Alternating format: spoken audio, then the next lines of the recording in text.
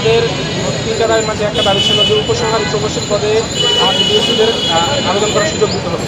দেখেন না, আমরা তাদের থেকে আমাদের দেখি যে আমরা 6 বছর পড়াশোনা করি, এরপর আমরা বিএসসি গ্রাজুয়েট হই, কিন্তু তারা 4 বছরে ডিপ্লোমা ইঞ্জিনিয়ারিং কমপ্লিট করে। সেদিক থেকে আমরা তাদের থেকে তাদের কারিকুলাম কমপ্লিট করার পরে অতিরিক্ত আরও 2 বছর আমরা পড়াশোনা করি, যেটা তাদের থেকে অনেক বেশি আমরা পড়াশোনা করে থাকি। কিন্তু চাকরির ক্ষেত্রে দেখা যাচ্ছে আমরা ওই পদে আবেদনই করতে পারতেছি না, তারা 100% কোটার ভিত্তিতে আবেদন করতেছে, সেখানে আমাদের কোনো আবেদন করার সুযোগ নাই। আমরা বিএসসি গ্রাজুয়েট হওয়ার পরেও সেখানে আবেদন করতে পারতেছি না, এটা আমাদের সাথে বৈষম্য।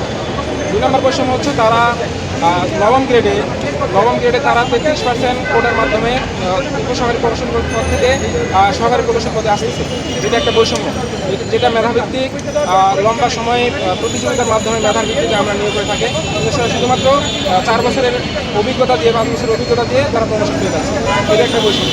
আরেকটা বৈষম্য হলো যে বিভিন্ন ক্ষেত্রে দেখা যাচ্ছে এটা সবার জন্য, এটা শুধু আমাদের বিএসসি ইঞ্জিনিয়ারিংদের জন্য না, পুরো বাংলাদেশ সবার জন্য বৈষম্য। যেখানে একটা বিসিএস কমপ্লিট হতে 5 থেকে 6 বছর লাগে, আর অনেক সময় 3-4 বছরে হয় না, আরও বেশি সময় লাগে, কিন্তু তারা শুধুমাত্র 70-80 মার্কের একটা পিলি দিয়ে ঘুরতেছে এবং 4-5 বছরের পরে বিসিএস কাটা হয়ে যাচ্ছে। এটা পুরো বাংলাদেশের সমস্ত চাকরি প্রত্যাশীদের সাথে বৈষম্য। বাংলাদেশের আপনারা হয়তো এই বিষয়ে আপনারা অবহিত আছেন যে বাংলাদেশের 4টা হচ্ছে প্রকৌশল বিশ্ববিদ্যালয়, তাই না? জানালের জন্য 4টা প্রকৌশল বিশ্ববিদ্যালয়, চুয়েট, এবং হচ্ছে আমাদের জন্য অনেক বিজ্ঞান প্রযুক্তি বিশ্ববিদ্যালয় আছে, তাই না? আমাদের জন্য বিজ্ঞান প্রযুক্তি বিশ্ববিদ্যালয় আছে, আপনার শাহজালাল বিজ্ঞান প্রযুক্তি আছে, এরপরে হচ্ছে আপনার গোপালগঞ্জ বিজ্ঞান প্রযুক্তি আছে, নোয়াখালী বিজ্ঞান প্রযুক্তি আছে, পাবনা বিজ্ঞান প্রযুক্তি আছে, আরও অনেকগুলো বিজ্ঞান প্রযুক্তি বিশ্ববিদ্যালয় আছে, এবং এর সাথে সাথে আমাদের অনেকগুলো ইঞ্জিনিয়ারিং কলেজও আছে। এবং শুধুমাত্র এগুলোই না, আমাদের জন্য যে অন্যান্য যে জেনারেল পাবলিক বিশ্ববিদ্যালয়গুলো আছে, ঢাকা ভার্সিটি বলি, রাজশাহী বলি, জাহাঙ্গীরনগর বলি, সবগুলোতে ইঞ্জিনিয়ারিং ফ্যাকাল্টি আছে, আপনারা হয়তো জেনে থাকবেন, তাই না? তো প্রাইভেট, এবং এটার সাথে সাথে আমরা প্রাইভেট বিশ্ববিদ্যালয়গুলো আছে, তো প্রাইভেট বিশ্ববিদ্যালয় ইঞ্জিনিয়ারিং সাবজেক্ট আছে, ইঞ্জিনিয়ারিং ফ্যাকাল্টি আছে, যেখান থেকে বিএসসি ইঞ্জিনিয়ার বের হচ্ছে, গ্রাজুয়েট হচ্ছে। তো আমরা সকলের জন্য আমরা আন্দোলনে নামবো, এবং সকলেই আমাদের সাথে একত্রতা পোষণ করে, তারাও সমাবেশ করবে, মানববন্ধন করবে, প্রেস ব্রিফিং করবে, সরকারের দাবি জানাবে, আমরা স্মারকলিপি দিব, আমরা মানববন্ধন করবো, যতদিন না পর্যন্ত আমাদের প্রতি বৈষম্য অবসান হচ্ছে, আমাদের এগুলো চলবে ইনশাআল্লাহ। অবশ্যই একটা মানুষ ইঞ্জিনিয়ার না, সে নামের সাথে ইঞ্জিনিয়ার লাগাই দেবে, এটা তো আমরা মানবো না।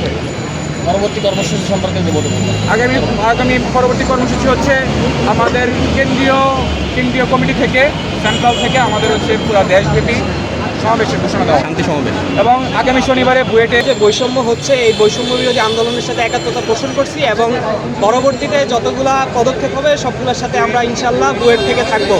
আমি আমার ইঞ্জিনিয়ারিং কলেজের স্টুডেন্টদের পক্ষ থেকে জেনেছি আমি বর্তমানে প্রকৌশলীদের যে অধিকার নিয়ে আন্দোলন হচ্ছে, এই আন্দোলনের সাথে একাত্মতা পোষণ করছি, এবং পরবর্তীতে যে আন্দোলন সমূহ হবে আমাদের এই অধিকার আদায় করা পর্যন্ত আমরা একসাথে থাকবো ইনশাল্লাহ। একাত্মতা পোষণ করছি, এবং পরবর্তী যত সমাবেশ হবে সবগুলোকে আমরা ওরা থেকে মুক্তি চাই। আমি ভার্সিটি থেকে বের হওয়ার আগে একবারের জন্য কল্পনা করতে পারিনি যে এত বড় ভয়ঙ্কর রকমের কোটা বাংলাদেশে অস্তিত্ব আছে। আমি আসলে যে কোনো মূল্যে এই কোটা থেকে মুক্তি চাই।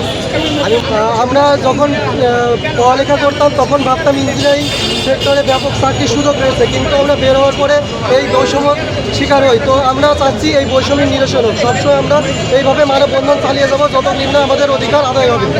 ছেলেদের যেখানে আজকে পড়াশোনায় থাকার কথা, পড়ার টেবিলে থাকার কথা, তাদের হচ্ছে গবেষণার কথা, চাকরিতে ঠিকমতো ওদেরকে সুযোগ দিয়ে দেশকে এগিয়ে নেওয়ার কথা, কিন্তু আমরা সেখানে হচ্ছে আজকে দেশের শ্রেষ্ঠ মেধাবীদেরকে হচ্ছে চাকরি পাবে কি পাবে না সেই চিন্তায় বিমূঢ় হয়ে থাকতে হচ্ছে, তাদের রাস্তায় নামতে হচ্ছে। কিন্তু কি দরকার, আমরা হচ্ছে ন্যায্য বিষয়গুলো অবশ্যই সরকারের উচিত সেটা ন্যায্যতার ভিত্তিতে দাবিটা আদায় করে নেওয়া, কিন্তু জোর জবরদস্তি করে যারা হচ্ছে রাস্তা দখল করে মানুষের জানমালের ক্ষতি করে হচ্ছে অবৈধ উপায়ে দাবি আদায় করবে, সেটা কখনো হতে দেওয়া যায় না। জুলাই যে আমরা কোটা সংস্কার আন্দোলন করেছি সেখানে মেন আমাদের কনসার্ন ছিল কি সারা বাংলাদেশে কোনো বৈষম্য থাকবে না, কিন্তু দুঃখের বিষয় হচ্ছে আজ ইঞ্জিনিয়াররা আমরা সেই বৈষম্যের শিকার হচ্ছি। আমরা সরকারের উপর মহলের কাছে অতি শীঘ্রই চাই আমাদের এই বৈষম্য নিপাত যাক, এবং আমরা ইঞ্জিনিয়াররা আমাদের প্রাপ্য সম্মান পাই সব জায়গায়। ডিপ্লোমারা ওরা টেকনিশিয়ান হিসেবে জয়েন করবে, সেই সুযোগ ওদেরকে দেওয়া হবে, কিন্তু ওরা কখনোই ইঞ্জিনিয়ারদের সমমান পর্যায়ে মর্যাদা পেতে পারে না কখনো। ধন্যবাদ। 2013 সালে অযৌক্তিক আন্দোলনের কারণে তারা 33% কোটা বাগিয়ে নেয় ডিপ্লোমা, যেটা অযৌক্তিক।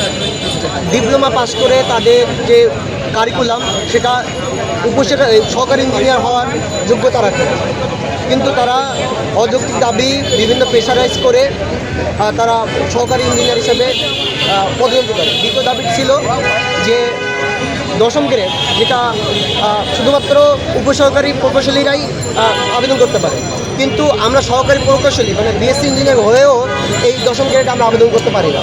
আমরা চাই এই দশম গ্রেডকে উন্মুক্ত করা। আর দ্বিতীয় দাবিটা হলো যে তারা ডিপ্লোমা ইঞ্জিনিয়ার হয়েও তারা নামে শুরুতে ইঞ্জিনিয়ার পদবিটা তারা ধারণ করে, কিন্তু এটা আসলে আইবির যে প্রজ্ঞাপন, এই প্রজ্ঞাপনের প্রজ্ঞাপনের বিরোধী, যার কারণে এর আমরা নিন্দা জানাই এবং এটা আইবি আশা করি আইবি এর ব্যবস্থা নেবে।